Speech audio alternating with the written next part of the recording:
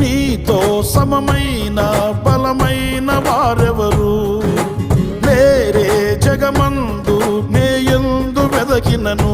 నీతి భాస్కరుడా నీ నీతి కిరణం ఈ లోకమంతా ఏలుచున్నదిగా. నీతి భాస్కరుడా నీ నీతి కిరణం ఈ లోకమంతా ఏలుచున్నదిగా. నా మదిలో నా మహారాజు నీవేనయ్యా, ఇహ పరమందు నన్నేలు తేజోమయ. నీ నామం కీర్తించి ఆరాధింతును, నీ నామం కీర్తించి ఆరాధింతును. నీకేగా నా స్తుతి మాలిక.